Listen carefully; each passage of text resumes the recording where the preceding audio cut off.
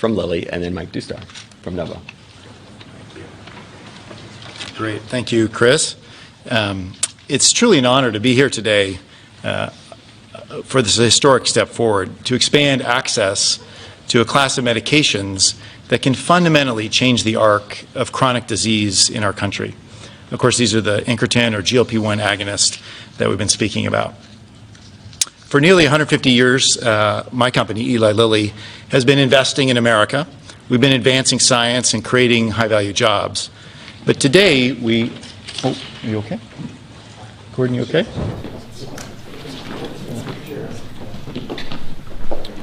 Yeah. A man collapsed near President Donald Trump at the Oval Office on November 6th during a press conference about reducing the cost of weight loss drugs. Cameras captured the incident as Eli Lilly's CEO, Dave Ricks, was at the podium talking about his company, when suddenly a man who has yet to be identified started stumbling before slowly collapsing to the floor. Okay, so this is actually insane. Like, I had to double check the headlines 3 times because what we're watching right now is basically Trump's entire political empire collapsing in real time.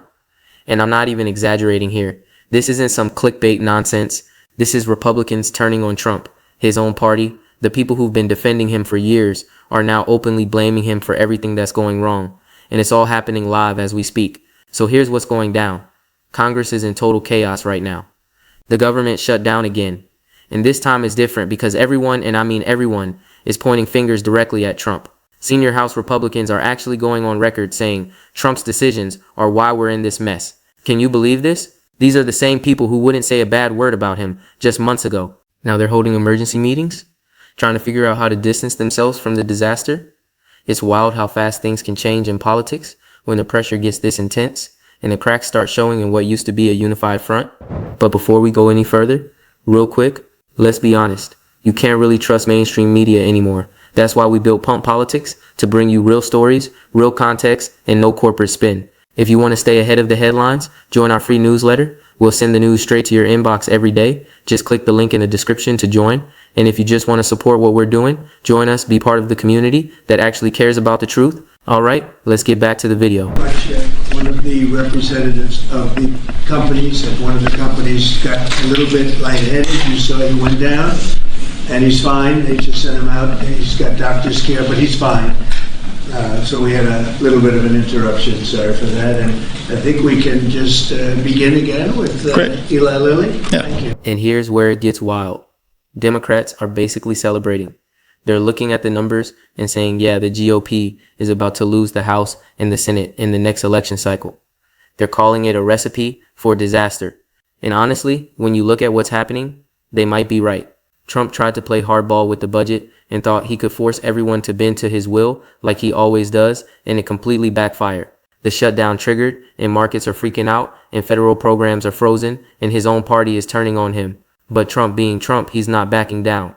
He went on Truth Social and posted in all caps, because of course he did, saying our movement is far from over. In fact, our fight has only just begun. Like, dude, your party is literally abandoning you right now. Republican leaders are holding emergency meetings about you. This isn't a fight anymore. This is a collapse, and we're watching it happen in real time. Here's why this matters so much.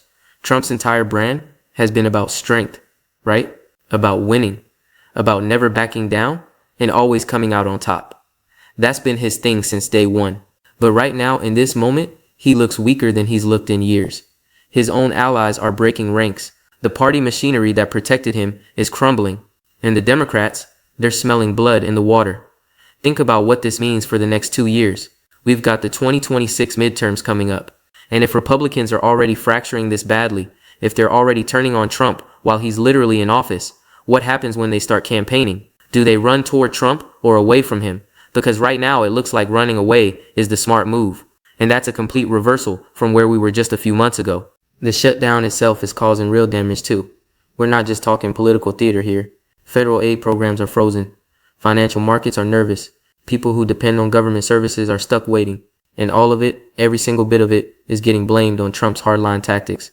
His decision to play chicken with the budget, his refusal to compromise, his belief that he could just force everyone to do what he wants. And you know what's really telling? Conservative influencers and mainstream media are both covering the fractures in Trump's base. When you've got both sides of the media pointing out the same cracks, that's when you know it's real. This isn't partisan spin. This is observable reality. Trump pushed too hard, and the whole thing is falling apart. So here's what we're going to do. We're going to break down exactly what happened, how Trump's budget moves triggered this crisis, why his own party is turning on him now, what the Democrats are planning to do with this opportunity, and most importantly, what this means for the future of the Republican Party and American politics going forward. Because this isn't just about one shutdown or one political fight. This is about the end of Trump's iron grip on the GOP, and that changes everything. Stay with me because this gets even crazier. All right, so let's get into the details here because the surface level story is wild enough. But when you dig into what's actually happening behind the scenes, it's even worse for Trump than it looks. The deeper you go, the more you realize this isn't just a temporary setback. This is a fundamental shift in the power dynamics that have defined Republican politics for almost a decade now. So first, we need to understand how we got here. Trump came into his second term thinking he had total control of the Republican Party, right? He won the election. He had momentum. Republicans controlled Congress. Everything looked like it was set up for him to just steamroll through his agenda. And for a while, that's exactly what happened. But then he decided to make the budget his line in the sand. He picked this fight thinking it would be like all the others, where he could just bully everyone into submission. But this time the dynamics were different. Now, budgets are always messy in Washington. Everybody knows this. You've got different factions wanting different things. Compromises have to happen. It's ugly, but it usually gets done. But Trump, he doesn't do compromise. That's not his style. He wanted massive spending cuts. He wanted to restructure how federal money gets allocated. He wanted to tie funding to all these other policy demands. And he basically told Congress, give me what I want, or I'll let the government shut down. And here's the thing. That strategy has worked for him before. Not always, but enough times that he thought he could pull it off again. The problem is, he miscalculated. He didn't realize how tired his own party was getting, how many Republicans were looking for an excuse to create some distance, how much political capital he'd already burned through. So when the shutdown actually happened, when Trump refused to budge, and the government actually closed down, something unexpected occurred. Instead of Republicans rallying around him and blaming Democrats, they started blaming Trump. Senior House Republicans went to Politico on the record and said that decision is why we're in this mess. Direct quote. They're pointing at Trump's unilateral moves and saying, yeah, this is his fault. Now think about how significant that is. These aren't Democrats saying this. These aren't never Trump Republicans who've always hated him. These are members of his own party who've supported him for years, and they're done. They're publicly breaking with him because they can see what's coming. They can see the political disaster heading their way if they stay attached to Trump through this crisis. And it gets worse. Because once a few Republicans started breaking ranks, others followed. It's like a dam breaking. Republican leaders are holding what they're calling emergency meetings. And yeah, that's the actual term being used. Emergency meetings to discuss Trump, to figure out how to handle the fallout, to strategize about how to minimize the damage to their own re-election chances. Meanwhile, Trump is doing what he always does, doubling down, getting louder, posting in all caps on Truth Social about how the movement isn't over and the fight has just begun. But here's what he's not understanding. The more defiant he gets, the more Republicans feel justified in distancing themselves because they can point to his behavior and say, see, this is why we need to create some space here. Democrats are absolutely loving this, by the way. Senate Democrats are going on record saying the election results, and we're talking about some recent state level elections where Democrats did really well. Those results look like a recipe for Republicans to lose the House and the Senate next fall. And when you look at the numbers, they've got a point. The shutdown is polling terribly. Trump's approval is dropping. Generic ballot polls are swinging toward Democrats. All the indicators are pointing toward a bad midterm for the GOP. And this is where it gets really interesting because Trump's entire brand has been about winning, right? About being a winner, about never losing. But right now, he's staring down the barrel of a massive political defeat. His party is fracturing. His tactics are failing. His opponents are energized. And there's no easy way out. The economic impact is real too. We're not just talking politics. Financial markets don't like uncertainty. When the government shuts down, when there's chaos in Washington, investors get nervous. Federal aid programs being frozen means real people aren't getting money they depend on. SNAP benefits, Social Security processing, all of it gets disrupted. And every single person affected by that disruption is going to remember who caused it. Here's something most people aren't talking about though. This isn't just about the shutdown. The shutdown is the spark, but the real issue is that Trump's grip on the Republican Party has been weakening for a while now. This is just the moment where it became obvious, where the fractures turned into cracks, turned into a complete break. Think about it like this. For years, Republicans have been walking this tightrope. They needed Trump's base to win primaries, but Trump's approach made it harder to win general elections. They needed his endorsement, but his chaos made governing difficult. They wanted his energy, but his legal troubles and controversies were a constant distraction. So they've been stuck, tied to Trump, whether they liked it or not. But now, right now, in this moment, they're seeing an opportunity, a chance to create separation, to say, okay, we supported you, but this shutdown thing, this is too far. And maybe, just maybe, we can rebuild the party without being completely dependent on Trump. It's a calculated risk. Trump's base is still powerful, but if that base isn't enough to win elections anymore, then what's the point? Conservative influencers are picking up on this too. The MAGA media ecosystem that usually defends Trump no matter what, even they're showing cracks. Some are still defending him, of course, but others are questioning the strategy, asking if this was the right fight to pick, wondering if Trump is still the winner they thought he was, and that doubt, that questioning, it spreads. Once people start asking if the emperor has clothes, it's hard to stop them from looking. And what they're seeing right now is Trump taking a major political loss, his own party in revolt, Democrats energized, the government shut down with no clear path to resolution, markets nervous, public opinion turning against him. This is supposed to be his second term, his victory lap, the period where he consolidates power and pushes through his agenda. Instead, it's turning into a political disaster. And the worst part for Trump, he can't really blame anyone else. This was his strategy, his decision, his hardline approach. And it failed. The dynamics inside Congress are fascinating too.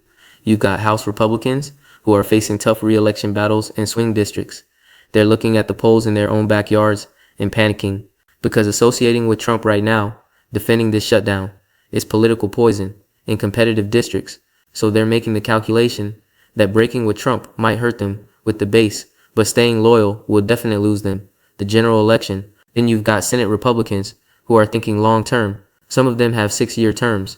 They're not up for re-election until 2030, but they're watching their colleagues in tighter races squirm. They're seeing the party brand take damage, and they're thinking, do we really want to spend the next few years defending this, or do we cut our losses now? And Trump, he's trapped, because his whole identity is built on never admitting weakness, never backing down, never compromising. But that approach is what got him into this mess.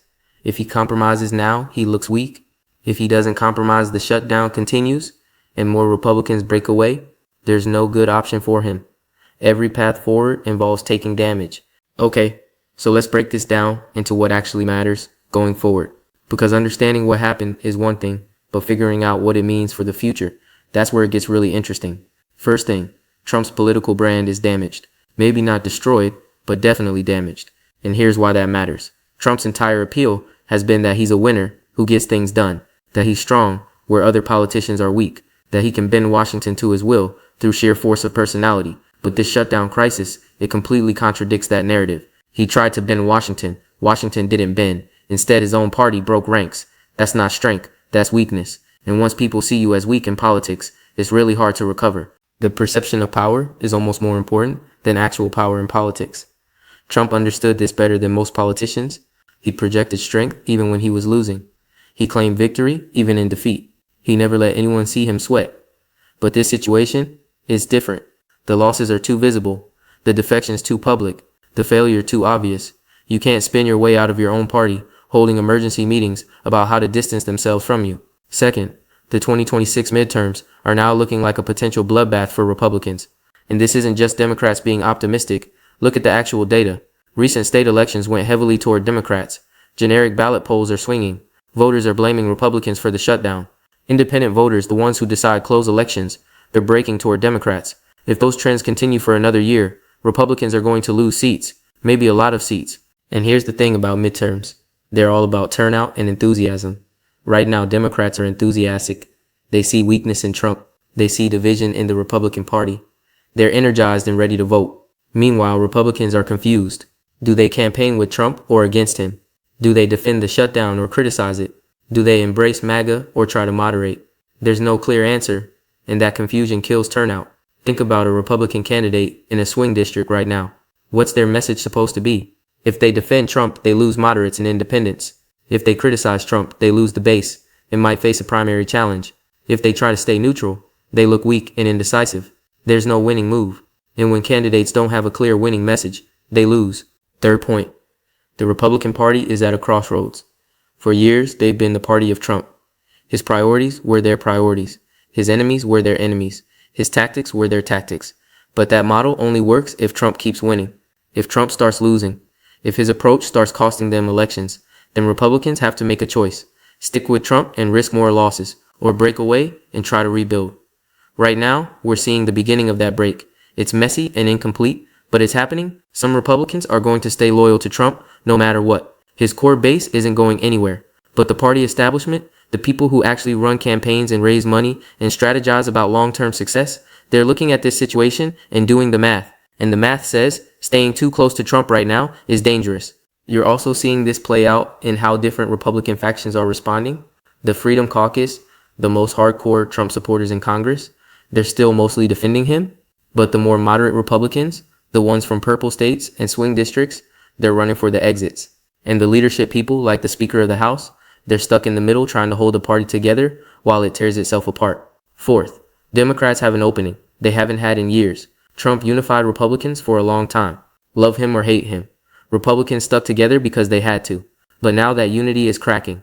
And when one party is divided and the other is unified, the unified party usually wins. Democrats are going to hammer on this shutdown. They're going to blame Trump and Republicans for hurting federal workers and disrupting services. They're going to point to the chaos and say, is this what you want? And it's going to be effective because Republicans won't have a unified response. The Democratic strategy is already taking shape. They're not attacking Trump the way they used to. They're not calling him a threat to democracy or focusing on his legal issues. Instead, they're just pointing, look at the chaos. Look at Republicans fighting each other. Look at the government shutdown. Look at the dysfunction. They're letting Republicans self-destruct and just making sure voters notice. Here's what I think happens next. The shutdown eventually ends. It has to, but the damage is already done.